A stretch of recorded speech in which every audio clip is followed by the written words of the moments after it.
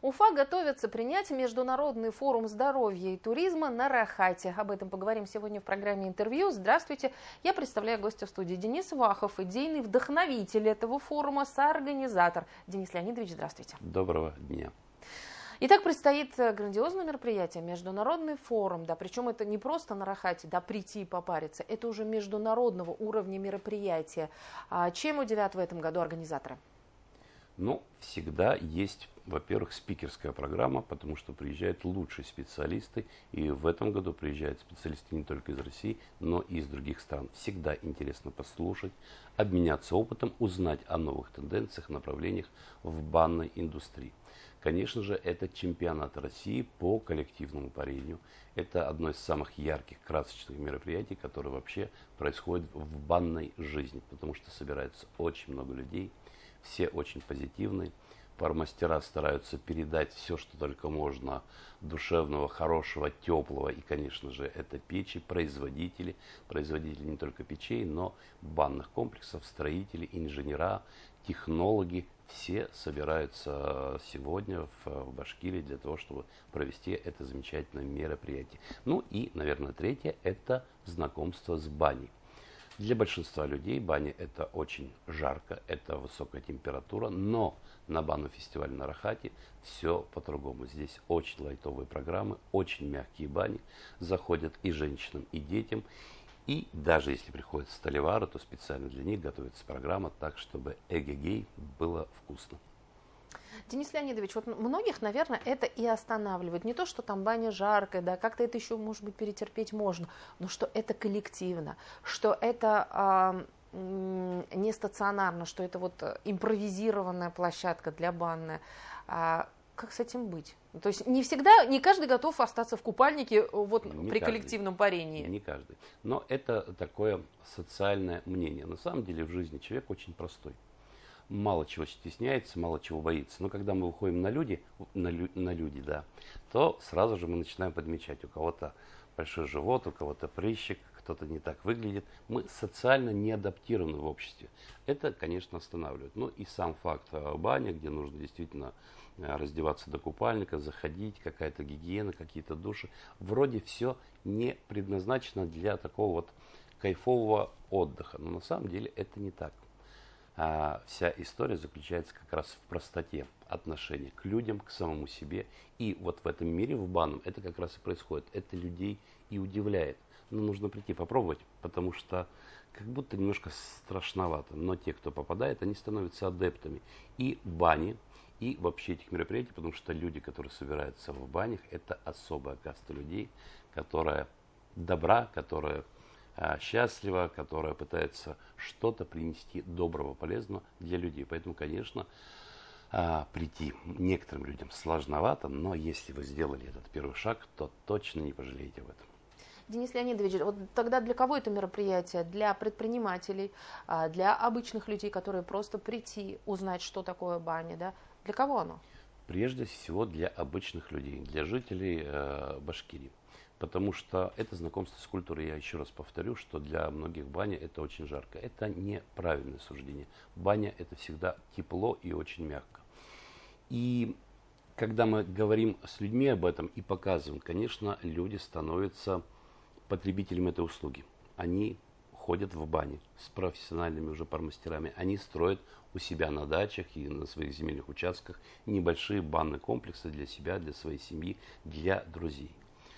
Это, конечно, необходимо для бизнеса, потому что бизнес приезжает, ему важны новые тенденции, ему нужны профессионалы, которые подскажут, расскажут, как строить банные комплексы, как избежать ошибок, как построить бизнес. Это отдельное явление, стройка и бизнес, они немножко разные, но спикерская программа предполагает, что будут спикеры разных направлений, здесь можно, конечно, обогатиться знаниями.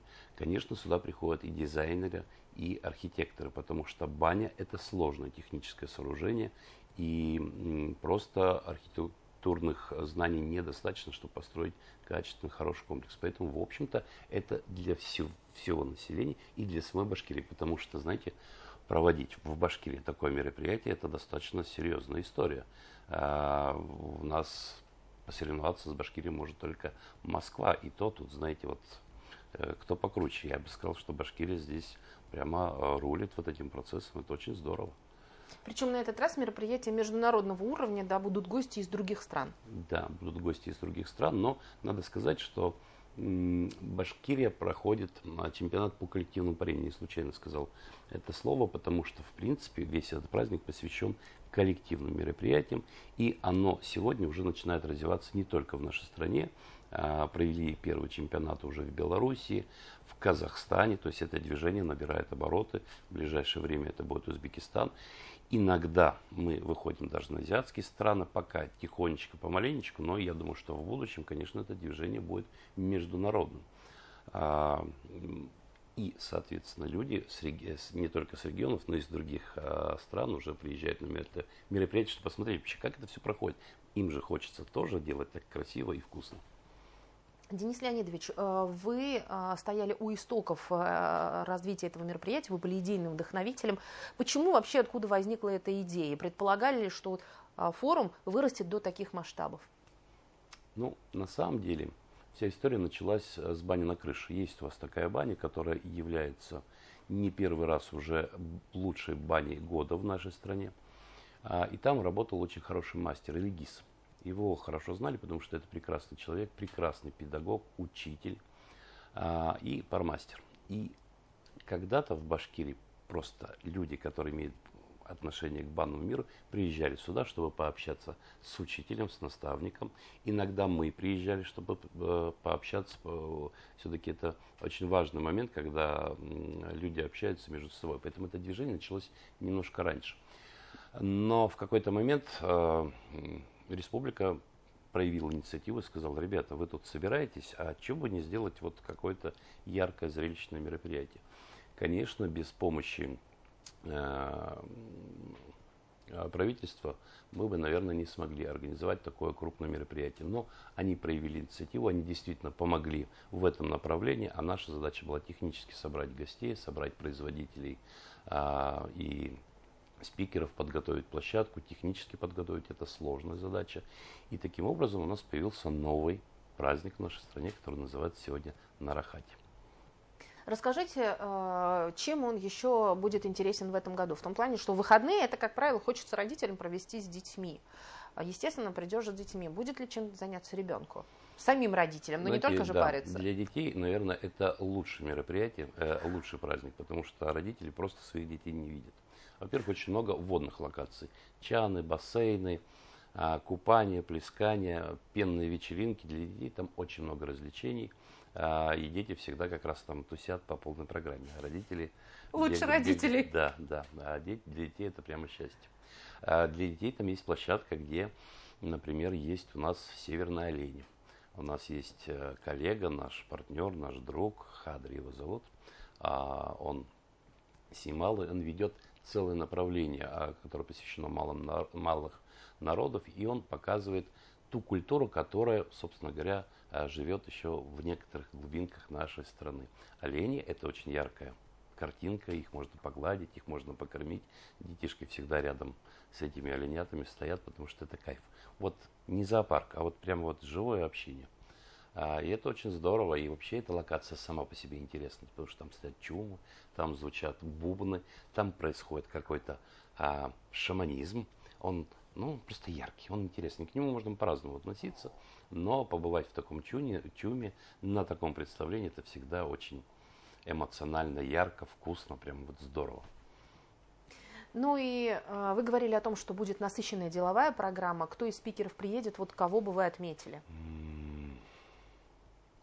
Ну, у нас есть спикеры, которые работают как пармастера, как педагоги. Конечно, они будут рассказывать о своих программах и о том, как парить людей и что мы можем получить. Здесь будут представители крупного бизнеса, те, кто имеет большие банные комплексы и которые достигли высоких результатов ведения такого бизнеса. Баня – это непросто. Не просто построить баню и думать, что все вот к тебе придут и начнут зарабатывать деньги. Нет, это сложный бизнес, и, конечно, в нем нужно разбираться.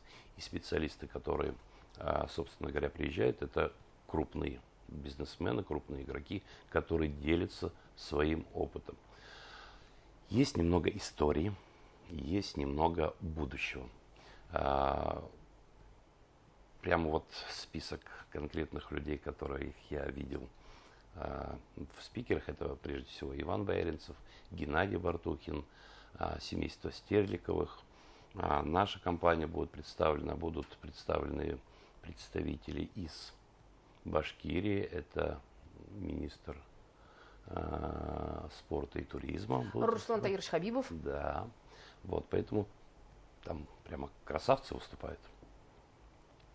Итак, давайте еще раз напомним нашим телезрителям, что 25-26 июля в Уфе, в парке культуры и отдыха Кашкадан, состоится супер мероприятие, на котором можно наконец-то преодолеть свои комплексы, да, узнать что-то новое о бане, по-новому открыть ее для себя и обязательно прийти либо в субботу, либо в воскресенье, можно вместе с детьми. Можно вместе с детьми. И я бы еще добавил, что это не только праздник, не только вот такое шоу, это прежде всего о здоровье.